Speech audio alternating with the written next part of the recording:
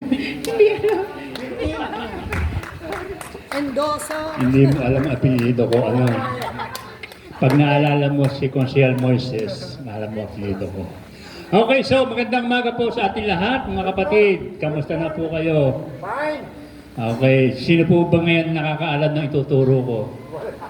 Wala pa. Natatandaan niyo po ba yung kwento kong yun? Ha? Sino po ba yung nakakaalam ng ituturo ko? Okay, so wala pa. No. So meron po isang pastor na kung saan ang pastor na ito ay paragang pagal na sa kanyang ministeryo, sa kanyang pagpapastor. Dahil siya ang bilang pastor, siya ang nagwawalis, siya ang nananalangin, siya ang kumakanta, siya tumutugtog, siya ang nagpipreach, siya ang nag-ibistation, lahat na. Lahat. Kaya sabi ng pastor nito, Panginoon, ako'y pagod na. Sabi niya, pagod na po ako. Ano po ang dapat kong gawin? So, meron kapag sabi sa kanya na kung saan, sabi, dapat mag-disciple ka kung ano man. So, ang ginawa ng pastor na ito, nagpadala po ito ng leader sa isang Bible school, pinag-aral. At nang ito ay nakapag-aral na at nang siya nakagraduate na, tuwang-tuwa itong pastor na ito. Sabi ng pastor, praise God, meron ang katuwang. Kinausap naman itong bagong pastor na graduate. Sabi niya, sa linggo, ikaw magpipreach. Sabi ko, pastor, hindi ko kaya. Graduate lang ako ng ano doon, sa theory lang, pero wala pa akong experience. O basta ikaw. Kasi ikaw yun talagang graduate na. Basta sa linggo ha, ikaw. So, hindi malaman ng lalaking ito kung anong gagawin. Kaya ngayon, nung lalo't ipinakilala noong pastor, noong senior pastor, mga kapatid, tayo po ay mayroong guest speaker ngayon. At ang speaker po natin, sabi nito, ay bagong graduate po sa Bible School. Sabi niya, palakpakan ng mga tao. Lalong kinabahan itong bagong graduate nito. Hindi siya makapagsalita.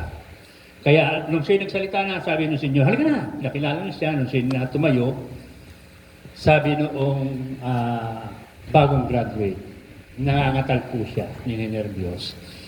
Sabi niya, alam niyo na po ba ituturo ko? Sabi ng mga tao, siyempre, alam namin, Bible eh. Di ba? Bible, ang tukukunan mo. Salita ng Diyos ang ituturo mo. Alam namin yan. So, kung alam na ninyo, uwi na kayo. Alam niyo na yan, ano pa ituturo ko, di ba? Sabi ng senior pastor, hindi ka ron.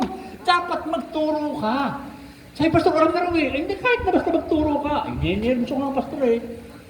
Sabi, sa susunod na linggo ha, ikaw uli ha. So, di gano'n na naman. Di nung sinabi niya, sabi ng pastor doon sa mga miyembro, pag sinabi niya kung sino ang nakakalituturo niya, sabihin niyo, hindi niyo alam. So, gano'n nga nangyari. O, sino nakakaalam na ituturo ko? Sabi niya nung Bible School graduate. Di po namin alam. Sabi ganyan. Siya, uwi na muna kayo at itanong niyo siya nakakaalam. Sabi ganyan. Ano? Sabi niya sa inyo, ako hindi pwede ganyan. Magturo ka. Bagong graduate ka kasi. Ang ginawa niya, sa susunod na linggo, ikaw ha? Ikaw uli. Sabi ganyan. Ngayon, ang ginawa ng senior pastor, kinausap yung member. Pagka tinanong sa inyo, kung alam niyo ituturo niya, sabihin ng kalahati, hindi namin alam. Sabihin ng kalahati, alam namin. O, din ganoon ng linggo, kinalingguhan, yun na. Sino nakakaalam ng aking ituturo ngayon? So, taas yung kalahati. Alam nila. Sino hindi nakakaalam? Taas yung kalahati. Sabi yung lahat ng hindi alam, itanong sa nakakaalam. Sabi, hindi ganoon. Dapat magturo ka. Ngayon ang tanong ko, sino nakakaalam na ituturo ko? Wala, di ba? O, makinig kayo, tuturo natin. Okay, so magang ito, tayo po ay makibukas dito po sa Exodus.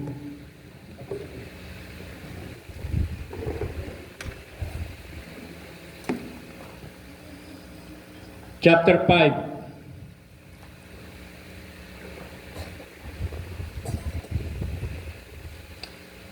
Umpisa po natin sa verse 22 hanggang 23. Okay, aking pong babasahin, makinig po tayo. No? Sabi rito, kaya't nanalangin si Moises, Yahweh, bakit po ninyo hinayaang magkaganito ang inyong bayan? Bakit pa ninyo ako isilugo kung ganito rin lamang ang mangyayari? Mula nang makipag-usap ako sa paraon, ay inapinan na niya ang inyong bayan. Ngunit wala kayong ginagawa upang sila'y tulungan.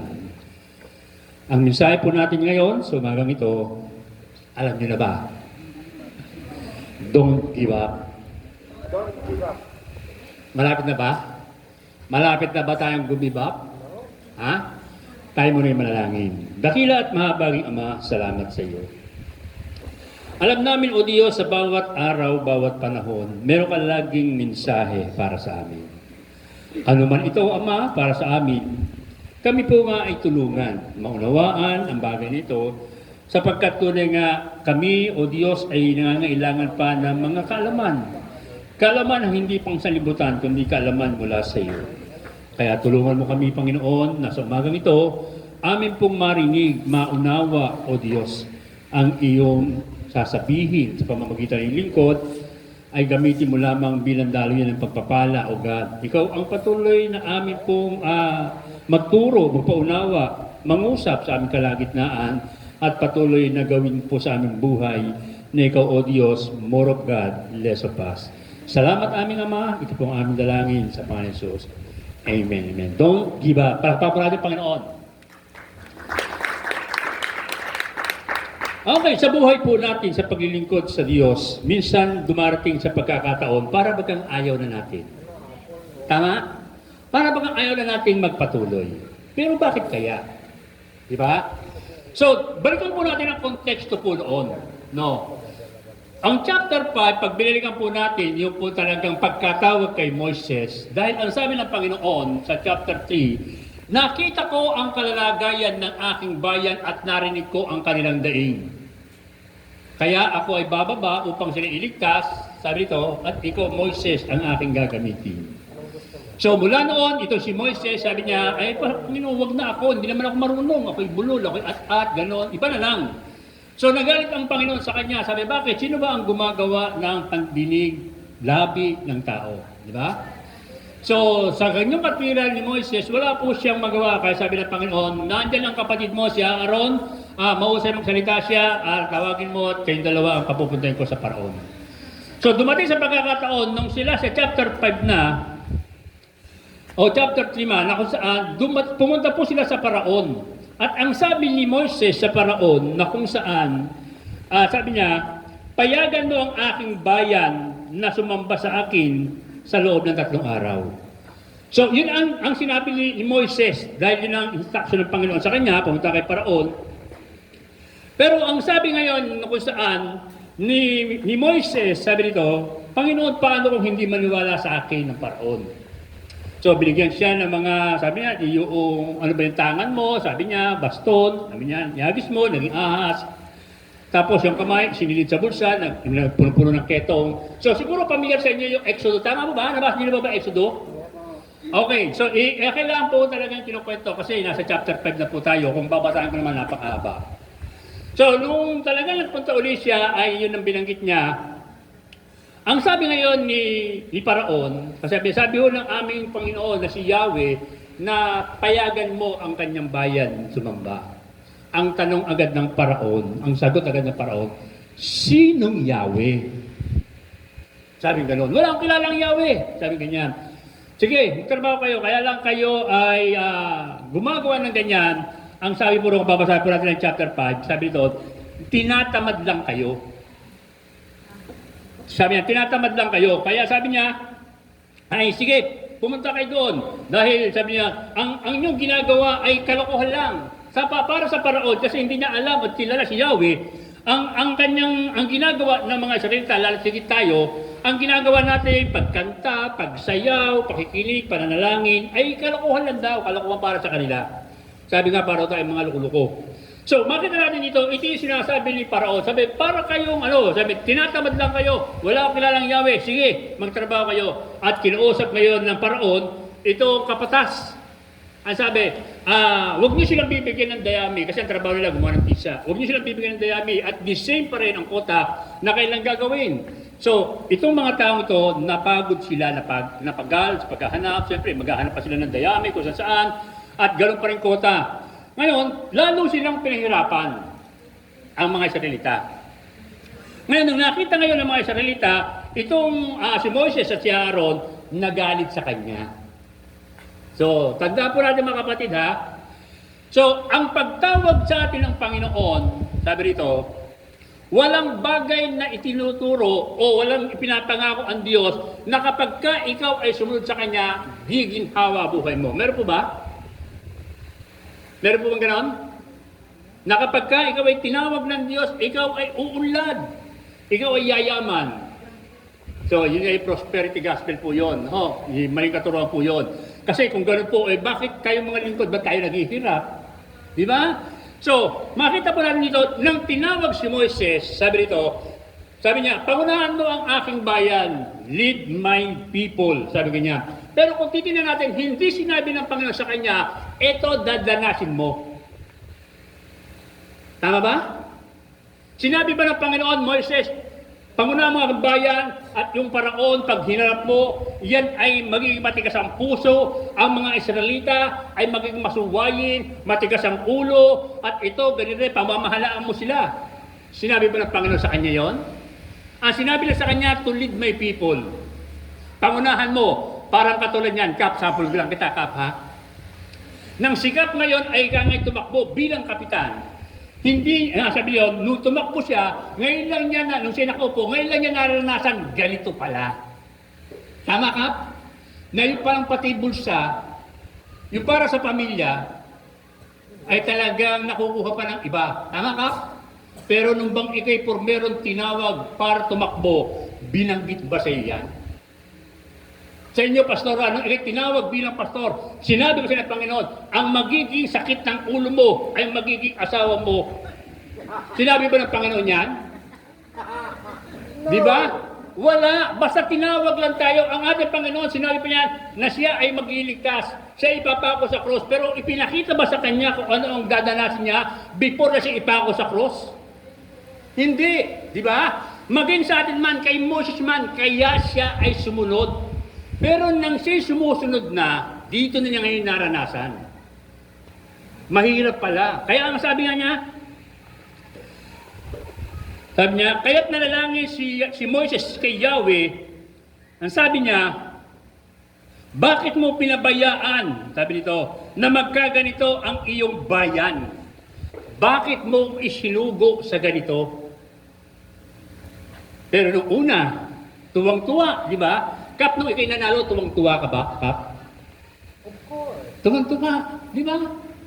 Tuwang-tuwa, yes, nanalo ko, may celebration pa. Pero ngayon, Kap, yung bang tuwa mo nung una, tuwa mo ba ngayon?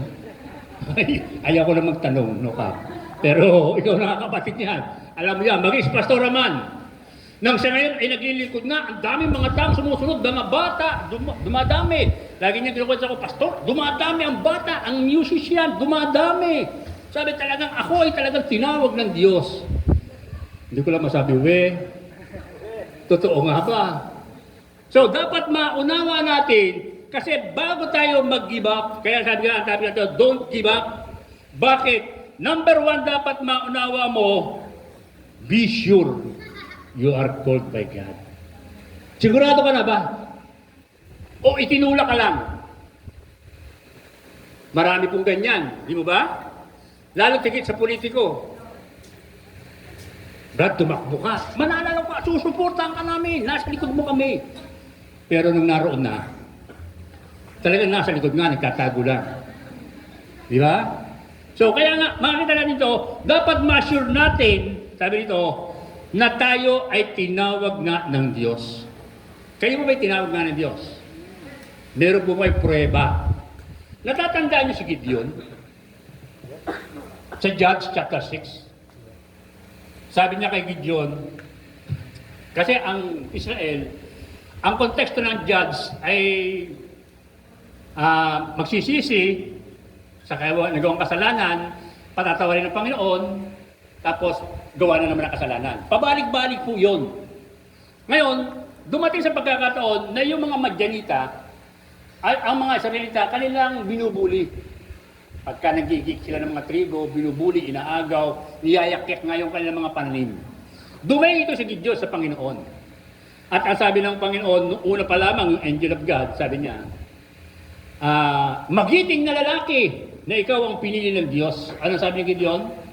Bakit ako? Kung ako'y magiting na lalaki pinili ng Diyos, bakit ganito kami? Natanong niyo na ba yan? Kung ako ngay lingkod ng Diyos, bakit ganito ako? Di ba? Kasi sa amin, nung ako'y naroon sa teacherya, bago pa lang ako, mag-share ka ng Word of God, tapos ang ma-sharean mo, mayaman. Kasi sabi mo, ang Diyos namin, may-ari lahat, mayaman ang Diyos namin. Kung mayaman ang Diyos mo, bakit mahirap ka? Ano yung sasagot mo? Di ba? So, sabi ngayon ni Gideon, kung kami talaga ay lingkod o tinawag ng Diyos o pinili ng Diyos, bakit ganito kami? Tinangan natin sa Judge. Sa hukom.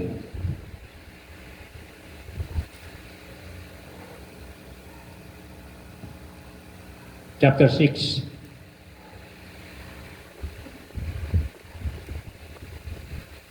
Umpisa po lang sa verse 11 hanggang 13. Okay, sino po ba malakas sa loob? Pakibasa.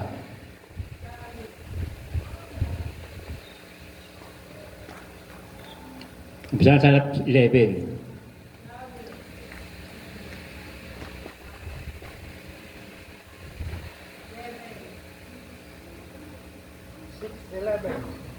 Basahin ko na po. Mga Hukom 6, verse 11 to 13. Dumating sa Ofra ang anghel ni Yahweh at naupo sa ilalim ng malaking puno na pag-aari ni Joas. Nabuhat ng angka ni Abiezer at Gideon na anak ni Joas. Kasalukuyang gumigiik noon ang trigo sa pisaan ng ubas patago ng kanyang pag-iik upang hindi siya makita ng mga Midianita. Nagpakita sa kanya ang anghel ni Yahweh at sinabi sa kanya, "Sumasa iyo si Yahweh, magiiting na lalaki." Sumagot si Gideon, mawalang galang na po. Kung talagang kasama namin si Yahweh, bakit ganito ang nangyayari sa amin? Nasaan na ngayon ang mga kababalaghang ginawa ninyo noon, gaya ng ikinukwento sa amin ng aming mga ninuno? Kung paano sila iniligtas niya sa Ehipto, pinabayaan kami ni Yahweh sa kamay ng mga Midianita. Okay, so makita po natin doon pa lamang. Di ba? Nang sabi ngayon ni Gideon, kung kami sumasa amin ang Diyos, bakit ganito kami? Hindi niyo ba naitanong? Kung talagang kami ay talagang totoong mananampalataya, kung talagang kami ang totoo, bakit mas malaki ang church nila, kami maliliit? Bakit mas mayaman sila, kami mahirap? Naitanong niyo na po ba yun sa sarili ninyo? Di ba? Kaya nga, sabi nga po sa inyo, kung ikaw talaga ay sigurado na tinawag ng Panginoon, dapat know your design. Kanina nagkwento kami ni Pastora. Sabi niya, Pastor, ako talaga ay parang ako'y talagang sa mga bata tinawag. Di ba? So, ibig sabihin nun, alam mo, design mo sa mga bata. Pangalawa, know your purpose. Para si Kapitan. Alam niya, ang kanyang design parang kapitan. Pero ang purpose niya, para mamuno. The same sa iyo. So, kaya nga, sa atin po mga kapatid, katulad po ni Moises, na nalaman niya na kung saan, ano yung purpose. Ang purpose talaga, dapat maunawa natin mga kapatid. Dito kay Moises, dahil binanggit ng Panginoon kay Moises, na ang mga Israelita ay pangunahan mo na papuntang promised land. Ito yung pangako. Ipinakita agad ng tinawag ng Panginoon si Moises at sinabi sa mga Israelita, ilid mo ang aking bayan patungo sa promised land. Ang promised land, ano raw yun? Yung Kanaan na kung saan ay punong-puno ng hani, masagana, maunlad na bayan. Ang gandang tingnan, ang gandang pakinggan. Tama mo ba? Para walang pinagkaiba sa mga nag-aaral. Anong course mo? Ang gusto ko, doktor. Kasi malaking pera, ganyan. Marami talagang kita, ganyan. talagang makakatulong ko sa mahirap. Pero nakita mo ba kung gaano ang hirap bago maging doktor? Kaya nga, sa atin kung talagang tayo ay tinawag, nakasiguro tayo, meron ka talagang dapat pamantayan o sabi na kung saan, confirmation. Alam niyo ba confirmation ni Gideon? Pag tinuloy natin yung basa doon sa chapter 6 hanggang sa pababa, ang sabi ng Panginoon sa kanya, ikaw ay pangunahan mo ang Israelita.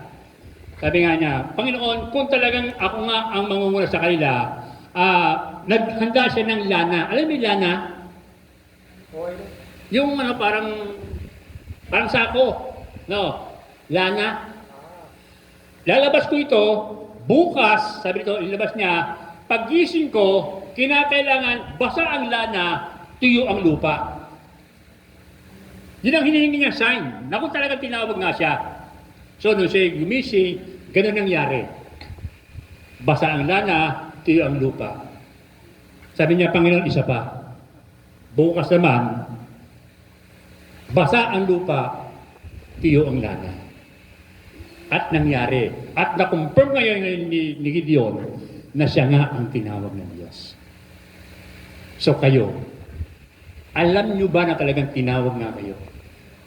Alam nyo ba na talagang kaya ka nariyan bilang pastoral dahil tinawag ka? Alam mo ba talaga, tiyak ka sarili mo na talagang tinawag ka ng Diyos bilang maging kapitan ng barangay?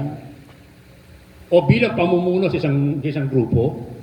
Kung alam po natin yun, sabi nito, dapat maunawa rin natin na kung saan na ang salitang give up ay hindi dapat mamutawi sa atin. Amen? Kaya sabi sa inyo, habang tayo lumalalim, habang tayo lumalago sa pananampalataya, sa tingin ba ninyo ang mga na-encounter niyo ngayon ay pakaunti ng pakaunti, paggaan ng paggaan ang mga problema? Sa panahon ba ng mga problema, nakukuha pa ba natin tayo ay magsaya? Ano sabi sa awitin? Problema may dumating. Ano sabi doon? Sa sunod? Ano? Magtitiwala ako sa iyo. Kaya pa ba natin? Na habang may problema, dapat magtitiwala tayo sa Kanya. Bakit? Kasi alam mong ikaw ay tinawag niya. Alam mo ang iyong sinasabi, design, alam mo ang iyong purpose. Bakit ka nariyan? Ito, na kung saan ay dapat naroon ka sa kabila. So kung alam po natin ang pagkatawag, ang design at purpose ng Diyos, sabi ito, don't give up. Amen? Itong si Moises, sa kabila ng kanyang naranasan, dumating sa pagkakataon na kung saan, kasi akala niya madali lang eh. Kasi sabi niya, ilid mo lang ang aking people eh, ang aking bayan. Akala niya madali lang. Pero dumating sa pagkakataon, pag binasa po natin ang chapter 11 ng Numbers, tingnan po natin.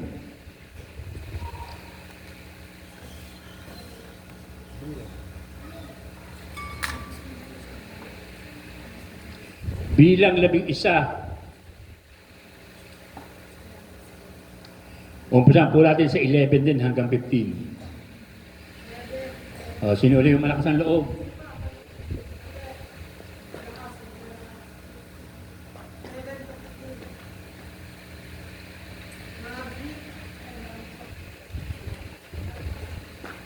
Bilang 11, verse 11.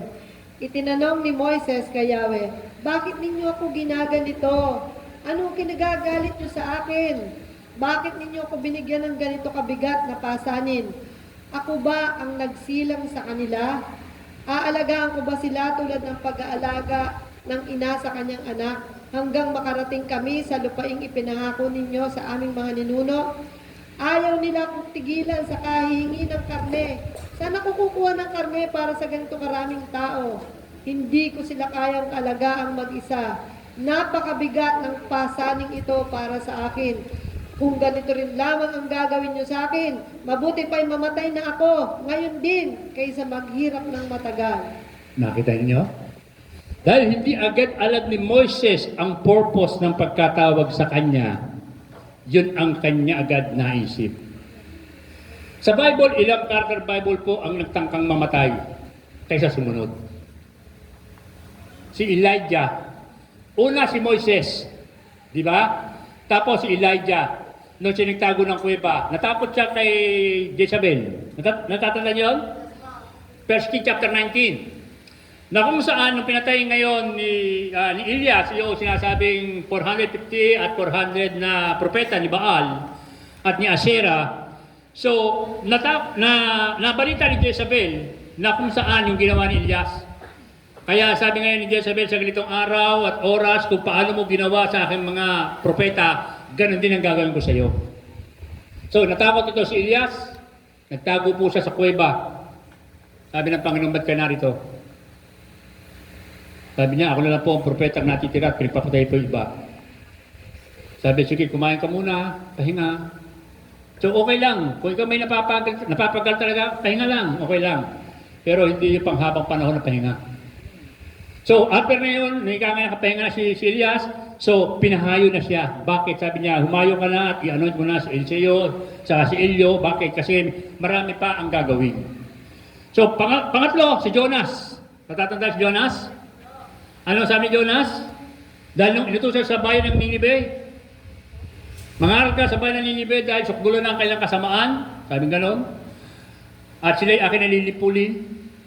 Ano ang ginawa ni Jonah? Ilibis nagpunta sa Ninive, saan siya nagpunta? Tumakas siya at magpunta siya sa Tarsis. At sa pagkain ng pagtakas na ngayon, ay wala rin talagang, mayroon talagang plano ang Diyos sa kanya. So, ipadala ang Panginoon ng bagyo at ito si Jonas ay talagang nilamon ng isda at iniluwa kung saan na lugar na hindi niya gusto. So, ito tanda natin mga kapatid, may mga bagay na kung saan gusto natin pero hindi yan ang pinagagawa ng Diyos. Amen? Kaya wag na natin ipagpilitan. Kung hindi yan talaga ang gusto ng Diyos para sa iyo, huwag mo ipagpilitan. Si Jonas, ang gusto niya mangaral sa Ninive.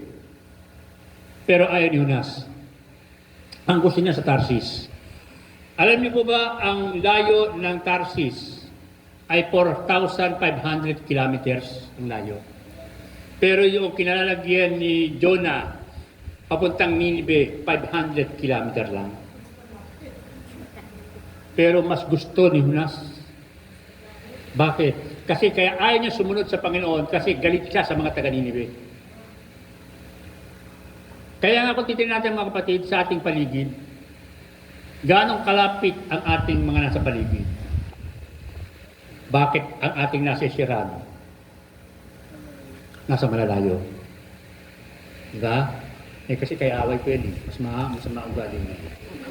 Diba? So kaya nga makita natin mga kapatid, dapat makita natin sa ating buhay, bago tayo magsalita ng don't give up, dapat know your purpose, know your design. At alam mo na talagang ikaw ay tinawag nga ng Diyos. Pangalawa, bago ka magsalita, sabi ito, nang give up ka na, kanina sabi ito, be sure God's call you, and sabi ito, know your purpose, know your design. Pangalawa, trust God to do what is the best for us. Magtiwala tayo sa Diyos na kung saan yung mas gusto mo ay mas the best ang gusto ng Diyos diyan. Amen? Tandaan po natin mga kapatid na kung ikaw man talaga'y naglilingkod sa Diyos, hindi ang kapakanan mo ang dapat mong isipin.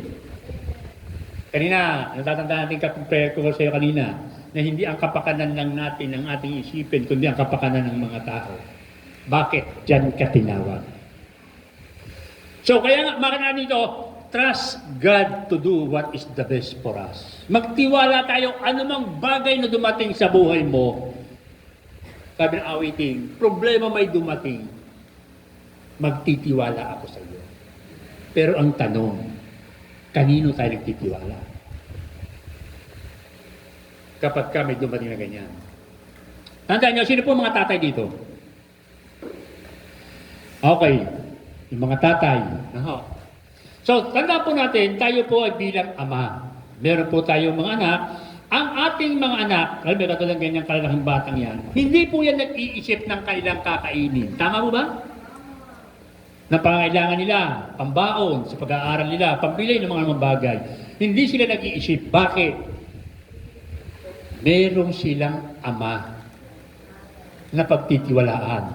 Ngayon, taas ang kamay ng mga anak ng Diyos. So kung kayo ay anak, bakit kayo ang mag-iisip? Ibigay natin sa ama. Problema niya yun eh. Tatay, walang bigas. O di siya bahala dyan. Meron ba kayo nakitang na walang bigas sa bahay? Ang nag-provide ay yung anak na 7 taong gulang lang? Di ba? So, ipagtiwala natin sa Kanya. Anumang problema natin dinadaanan, sabi nyo, trust God to do what is the best for us. Ipagtiwala natin sa Kanya. Bakit? Sa totoo lang mga kapatid, without God, we can do nothing. Amen? Wala tayong magagawa. Kahit sabihin mo, ikay marunong, kahit ikay magaling. Naalala ko po yung isang mahusay na abogado. Siya po ay talaga dahil sa kusay niya bilang abogado, siya po ay lagi naimbitahan sa mga conference, sa mga graduation. Ngayon, isang araw, yung linggong yun na narating yun, meron siyang talagang pagsasalita na imbit siya. Bali 5 eskwelahan ang kanyang pagsasalitaan. So ngayon, meron siyang driver, ngayon siya sa mga pumunta, ay yung driver niya kasama niya. Nakapagsalita na siya doon sa 4 na eskwelahan na mga gagraduate din ng mga law.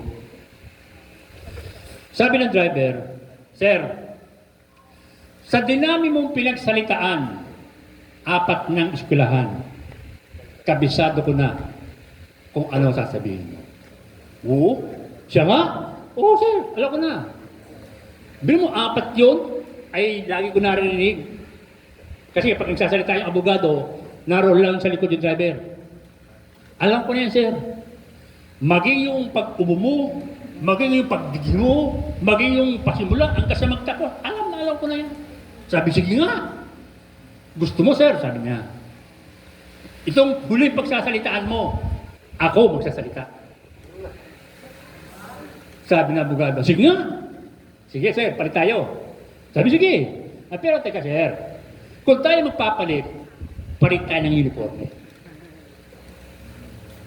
Siyempre, iba yung uniforme ng abogado, iba yung uniforme ng driver. Sabi, sige, hubad. O, ayan na. O, teka muna, sir. Palit tayo. Ikaw ang driver, ako ngayon ang abogado. Dumating na ngayon sila sa kanyang pagsasalitaan. Huling eskwelahan kanyang pagsasalitaan. Ipinakilala siya ngayon ng MC. Ngayon, pagpapakilala, wala namang alam yung MC eh. Ngayon, noon lumapit ngayon yung driver, nagpanggap na abogado, ang nangyari ngayon, yung abogado ngayon ang nasa likod, yung driver ang nasa unahan. Tama? Sabi ng MC, Judge, 1 hour ka lang magsasalita. 1 oras lang. Sabi, sige po, walang problema.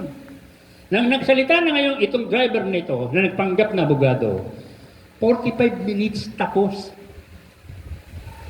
Tuwang-tuwa itong driver nito. Palakpakan ng mga tao. Sabi ng MC, purihin ang Panginoon. Dahil si Judge ay nakapagsalita, 45 minutes, pero ang naka-assign sa kanya ay 1 hour. Meron pa po siyang ilang minuto? 15 minutes. So, yung 15 minutes na yun, question and answer.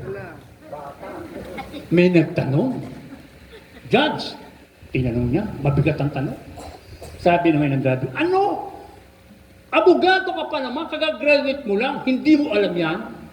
Kayang-kaya ng driver ko. Driver, halika, sagutin mo ito. So, yung illustration kong yun, hindi po katatawanan lamang, kundi yun po ay may katotohanan na kung ano man ang problemang kinakaharap mo at hindi mo kaya, huwag mong harapin, ipasa mo sa driver. At ang driver ng buhay mo, sino? Kaya nga sabi, huwag tayong mananangan. Kung talagang tinawag, trust God to do what is the best for us. Alam ng Diyos yan eh. Amen? Sa tingin mo, alam mo parang, dito na kami maganda. Panginoon, dito na kami. Ay, ito maluwag. Maliwalas. Pero ang tanong, yan nga ba ang gusto ng Diyos para sa iyo? Diyan ka nga ba pinapupunta ng Diyos? Baka hindi naman diyan. May kakilala ko isang pastor, hindi ko nababanggit ang pangalan. No, dati po yun. Siya po ay nag-mission sa Africa. Sa Africa po siya nag-mission. Ito ikinento lang niyo noon sa amin noon. Ngayon, nung siya nasa Africa ay 8 years na siya ron, misyonero. Pero ang kanyang member, 8. 8 pa lang, 8 years, 8. Ilan na ba ang member mo, pastora? Hindi mo mabilang, sa dami. No, ang sabi ngayon, no, ito ngayon ano to, sabi nung pastor na ito, bakit kaya ako tagal na talaga na ito, 8 pa? Ang sabi ng isang pastor, sabi, ilan taon ka na nagpapastor doon? Wala na eh. Saan? Doon sa Africa nga eh. Sabi, ang tanong ko sa iyo, doon ka nga ba pinapupunta? Nag-isip yung pastor, sabi, ano? Umuwi siya ng Pilipinas. Pag uwi niya rito, alam niyo kanyang member ngayon, Brigid Sandaan. Sorry. Brigid Sandaan. At doon niya ngayon natanto, doon ngayon niya natiyak na hindi pala siya doon pinapunta, kundi dito. Kasi tayo, kung minsan, pumupunta tayo doon sa gusto natin, ang tanong yun nga ba ang gusto ng Diyos? Natatandaan niyo yung mga propeta ng Diyos na kung saan, meron silang gusto pero hindi naman yun ang pinagagawa ng Diyos. Kaya nga, number 1 talagang darating sa pagkakataon, kung hindi mo talaga alam na ikay tinawag o ikaw ay itinulak, so yung salitang give up ka na, ito lagi ang iisipin mo. Sino ang gusto ng rosas? Maraming gusto ng rosas. Gusto niyo ba rosas? Pero bakit ayaw niyo ng tinik ng rosas? Di ba? Ay kasama sa rosas yun. Oo, tanggal ang tinik. Di ba? Pero kaya nga sabi sa inyo, kaakibat na yun doon. Ganon din ang paglilingkod po sa Diyos. Nung tinawag tayo ng Panginoon, ang sabi niya, mayroong ipagagawa ang Diyos sa atin, kaya kanya tinawag. Dahil nakita niya kung ano yung talagang katangian mo, kakayanan mo sa isang bagay na doon kanya gagamitin at ito ang dapat mong maunawa. Pero kung hindi mo talaga gagamitin yung talento at kakayanang ipinagkaloob sa iyo ng Diyos at mananangang ka sa iyong sariling karunungan, baka bandang gitna, katulad ka na rin ni Moises. Anong sabi ni Moises? Bakit mo ako dinala sa lugar na ito? Ako ba ang nagsilang sa kanila? Anak ko ba sila? Pastora, anak mo ba yung mga yan? Di ba? Hindi naman natin kaano-ano yung mga yan, di ba? Pero bakit kami narito? Kaya nga kung ano man yung mga problema kinakaharap po natin, katulad po na nangyari kay Moises, tuloy lang siya. Bakit? Mayroong nais gawin ang Panginoon at ikaw ang instrumento na gagamitin niya. Di ba? Bakit? Kasi naniniwala tayo God's Spirit. Amen? Nakita niyo ba Espiritu? Di ba? So, kung hindi natin nakita ang Espiritu, alam natin ang God's Spirit, so, hindi ang Diyos ay magbibigay sa iyo, nanalangin ka, Lord, bigyan mo po ako ng pambayad sa ospital, o ito ang 5,000. May nakita ka bang ganyan pumapang 5,000?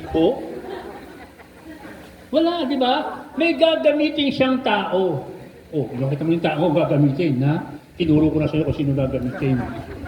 May gagamitin siyang tao. Bakit? Espiritu nga siya, tama? Kanina, pasensya na po yung kanina yung nanalangin kanina doon sa una. Kailan pong, sorry ha, sasabihin ko sa inyo.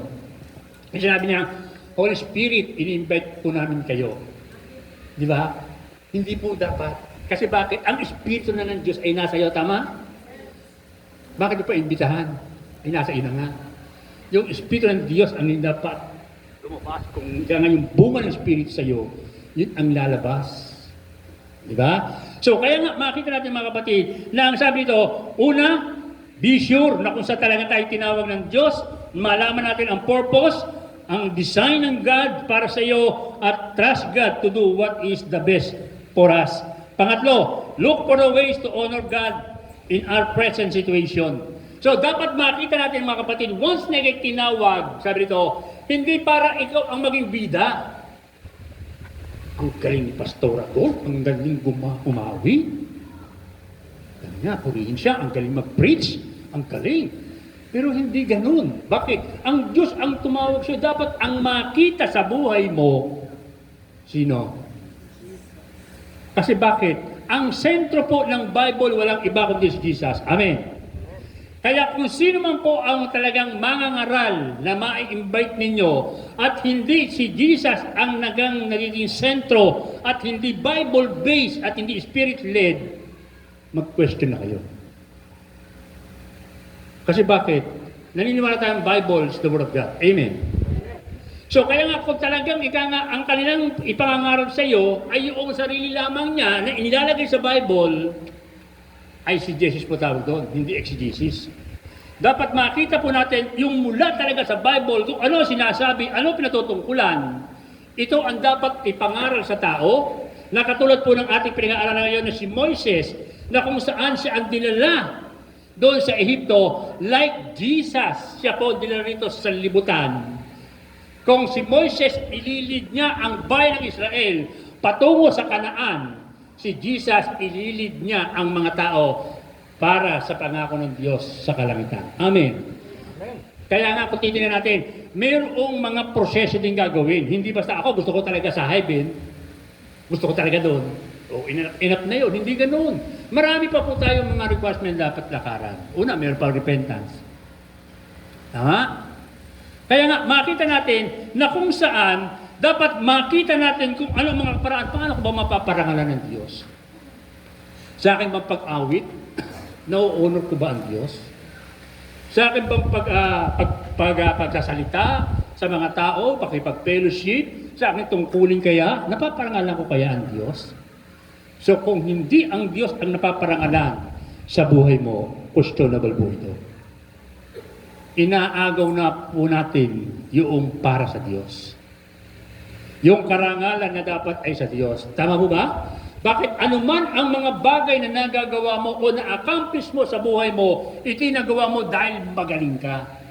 Hindi yun. Sa totoo lang, hindi ka naman magaling, hindi naman tayo magaling. Tama? Hindi naman talaga tayo righteous. Hindi naman tayo matuwid, hindi naman tayo mayaman, hindi naman tayo matatag, hindi naman tayo matalino. Kaya lang tayo nagiging matalino dahil si Jesus. Yung talino niya sa atin. Kaya dapat sa ating ginagawa, pagsasalita, anumang ginagawa po natin, dapat ang ating talagang layunin, ang napararangalan ay Diyos. Bakit? Ang sabi mismo na yung Panginoon sa Kristo, ang ginagawa ko ay hindi yung aking sariling ginagawa, kundi kung ano yung ipinagawa ng Ama. Ang aking sinasabi sa inyo ay hindi aking sinasabi, kundi yung sinasabi lang ng Ama. So, dapat hindi na makita po natin. Bakit? Maging si Moses man, nung na-realize niya ngayon ng mga pagkakataong iyon, na siya ay nagkasala, kaya natatandaan niyo po ba kung bakit si Moses ay hindi nakarating ng Promised Land? Nakarating po ba si Moses sa Promised Land? Diba? Bakit? Kasi nga talagang sa kanyang kalalagayan na pagkaakala niya, madali lang ang paglilingkod. Kaya nga nung ang mga Israelita talaga nagrereklamo. Diba? Kaya mo ba kami dinala rito? Dahil dito lang kami mamamatay, mabuti pang bumalik na kami sa Egypto, sabi niya. Diba? Sa Egypto, mabuti pa sa Egypto, mayroong pakwan, may kamatis, may sibuyas. Sabi ko, mabuti pa, babalik na lang kami ron. So, kaya nga itong si Moises, nagreklamo na rin. Sabi ng Panginoon sa kanila, dahil tubig ang hiningi nila, magpunta ka, dali mo baston mo, punta ka doon sa bato, at mangusap ka. Ano ginawa ni Moises?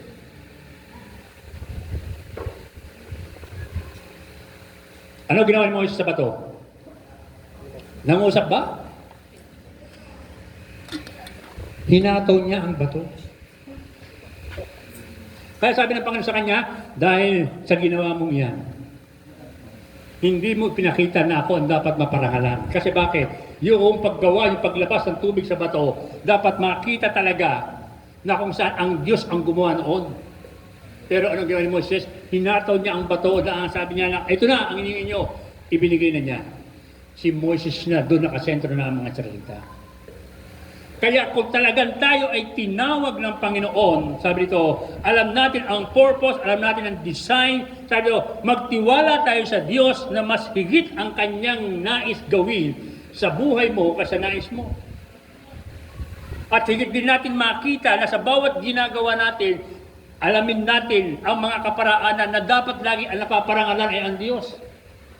Sa ating mga ginagawa, kasi kapag ka hindi ang Diyos ang napaparangalan at ikaw na lang ang nagiging bida, ikaw ang nakikita, baka isang araw, katulad kayo ni Herodes, inuuod na rin.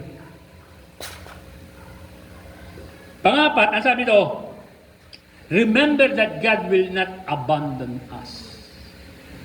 Alalahanin mo na hindi ka tinawag ng Diyos para ano? Para ikay ipahama, para ikay sirain. Ang layo ng Diyos, kaya ka talaga tinawag, sabi nito, kung papaano kanya pinagpala, ikaw ay maging pagpapala sa iba. So makita po natin mga kapatid, si Gideon man, ang kanyang naging layunin sa buhay niya, ay talagang nung na-realize niya na talagang siya nga, si Yahweh nga ang tumawag sa kanya, nang siya'y sumunod talagang ang kanyang pinarangalan. And Diyos. Ano ang utos kay Gideon yung una? Wasakin mo ang idol ng iyong ama. Mahirap gawin yun. Di ba? Dahil sabi niya, dahil nakagis na. Kaya nga sabi ko, kung hindi rin lamang talaga na kung saan alam mong na ikaw ay tinawag ng Diyos, dapat ang nasusunod ay Diyos, ang kanyang salita, pero kung ang gagawin mo ay hindi according to the Bible, questionable po yan. Kaya nga po tayo bilang mga Christian, dapat Bible-based tayo. Amen? Nasusulat ba yan? O, katulad yan, ha? Sample lang, ha? Wala naman yata rito ngayon. Ang G12. Nasa Bible ba yun? Ipinag-utos ba ng Diyos ang G12? Di ba? Kung ipinag-utos ng Diyos at ipinagagawa sa atin, dapat ang kanyang 12, may kanya rin 12. Ang kanyang 72, mayroon din 12. Sina Pablo, sila Timothy, di ba? Dapat may 12 sila. Pero wala eh. Kaya pag hindi ang talagang ating ginagawa ay Bible-based tayo, mape-pressure talaga tayo. Alam mo ang isang napakasakit talagang nagpe-pressure sa atin? Yung ating mahal sa buhay. Amen? Yung sa inaakala nating kakampi. Alam niyo ba si Moises? Ang akala niya, ang magpe-pressure sa kanya, Egypt, si Pharaoh. Pero sino ang nagpe-pressure sa kanya? Si Jesus. Sa 12. Di ba? Merong Peter. Merong Judas. Di ba? Pero yan ay nasa inner court niya. So kaya nga, sabi sa inyo, ang masakit lalo talaga yan, kung sino pa yung inaasahan mong kakampi, yun pa ang nangunguna na mag-persecute sa iyo. Pero kung talagang tiyak ka sa sarili mo na ikaw ay tinawag ng Diyos. Sabi dito sa awitin, no turning back. Walang atrasan, di ba? Sa paglilingkod ng Diyos. Bakit? Sapagkat ang iyong buhay, once na ito ay in-engage tayo kay Christ, di ba, yung siyang mag-asawa, may mga sumpaan yan eh, di ba? Ano yung sumpaan ng mag-asawa? Till death do us part, di ba? Kasi engage ka na sa Kanya. So, kung ikaw ay nakipag-engage kay Christ, so, no turning back. Walang give up. Dire-diretso lang, di ba? Kasi bakit? Okay, normal lang yung mga problema. Tama? Pero wag mo lang yung tatambayan. Dadaan lang yan. Ay ang kaso, itinatambay mo na sa iyo eh. Nakikitambay ka na. Kaya nangyayari yun, pressure ka na ngayon. Ngayon, ang mangyayari ngayon, katulad ka rin ni Moises. Gusto na niyang mamatay. Panglima, sabi ito, watch for God's plans for us. Merong magandang plano ang Diyos sa iyo. Amen? Magaganda plano natin, tama po ba? Pero mas higit maganda ang plano ng Diyos sa iyo. Kaya lamang,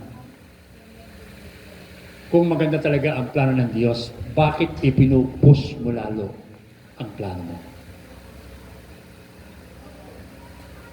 Dahil naniniwala ako sa paglilingkod, kung talagang sa paglilingkod din lang ang pag-uusapan, maraming mga talagang kami bilang mga pastora, marami talaga kaming dinaanan. Pero hindi namin para ika nga mentras pa na talagang idaing sa inyo lahat. Sa akin talagang isang patutuko din lamang. Ako po ay dati po doon sa isang iglesia, sa isang simbahan, na halos 10 years po ako roon. Pero dumating ako sa pagkakataon na kung saan ayaw ko nang umalis doon kasi masarap na kami roon, sa relasyon. Pero dumating sa pagkakataon ako'y pinalalabas ng Diyos. Ayaw ko lumabas. Tinatawag ako ng Diyos na lumabas. Dahil mayroon pa pinapupuntahan sa akin, pinagagawa sa akin. Ayaw ko lumabas kasi maganda nga samahan namin doon eh. Yung relasyon namin doon, talagang kapit na kapit kami lagi roon. Kaya dahil ayaw ko lumabas, ang plano ko talaga, habang buhay na kami ng pamilya ko roon. Kasi kung saan ako talaga nagpasimula, ibig ko doon kami magtapos. Kaya naman dumating talaga na mayroong plano ang Diyos sa akin. Kung maganda ang plano ko, may plano ang Diyos para sa akin. Mas maganda. So, dahil ayaw ko lumabas, gumawa ang Diyos ng kaparaanan na talagang ako na mismo ang kusang lumabas. Dahil hindi na rin maganda naging relasyon, kaya ako na ang kusang lumabas. At sa paglabas kong iyon, na kung saan, katulad din ni Moises, sinisisi ko rin ang Diyos. Sabi ko, Lord, bakit? Ito ba ang katapatan ng paglilingkod ko sa iyo? Ito ba ang dahilan ng pagkatawag mo sa akin? Ito ba ang ipinangako mo sa akin na Kanaan? Pero nakuha ko lang ang sagot. Kasi ang plano ko noon, magpapa-umbrella na lang ako sa ibang church. Kay Pastor Roger, kay Pastor Jake, kay Pastor dito kay Richard. Papa-umbrella na ako dyan. Pero hindi yun ang plano ng Diyos. Merong ginamit ang Diyos isang pastor na tinulungan ako para makapag-church plan. At ito ngayon yung RCIM.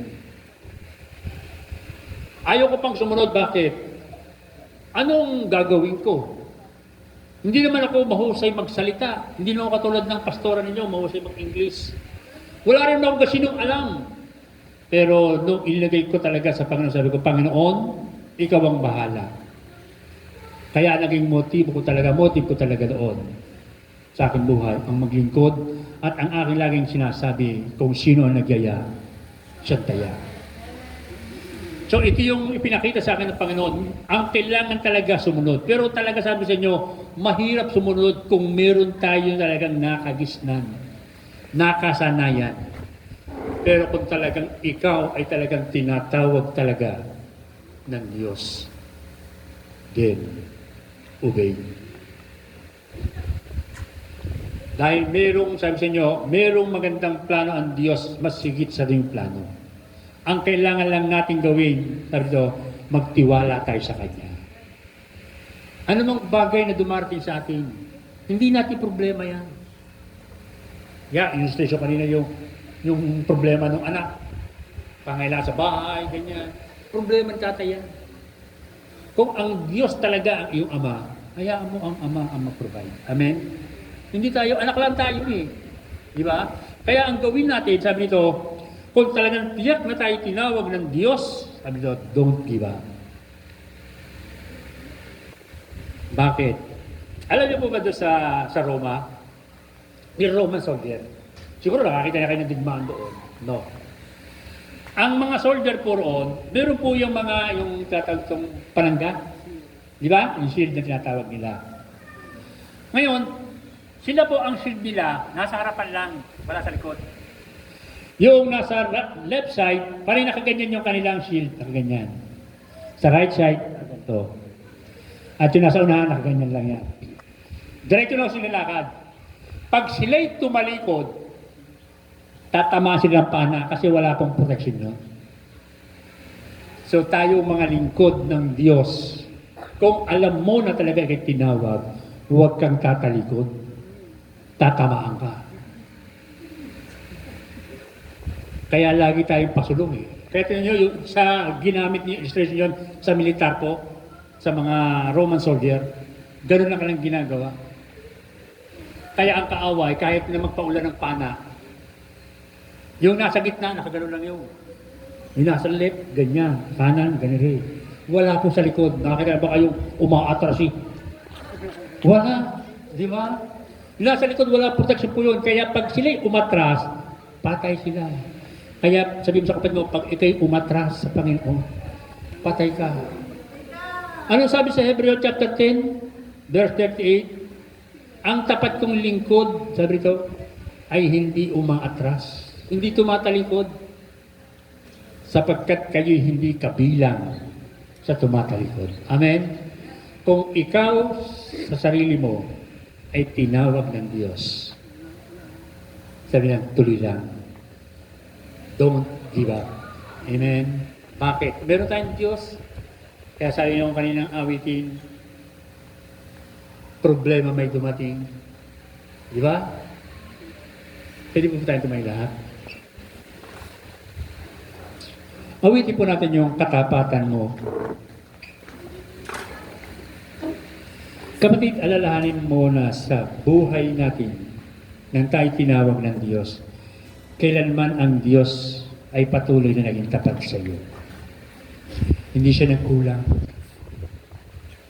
Hindi siya nagpabaya sa mga pangako niya sa iyo. Lalo't hindi ka niya iiwan, hindi ka niya pababayaan. Ito yung sinabi niya kay Moises, sa mga lingkod niya, kina Joshua, at maging sa mga disipulo niya, at maging sa iyo man, tayo man, mga kapatid. Tinawag tayo ng Diyos, may layunin siya. Ang layunin niya sa pamamagitan mo, siya ay makilala bilang Diyos na makapangyarihan. Siya ay maparangalan. At habang tayo patuloy na naglilingkod, dumaan man ang bagyo, sabi rito, ang Diyos ay tapat pa rin. Amen. Kailangan natin gawin, magpatuloy, lalo higit natin makita ang kabutihan ng Diyos. Amen.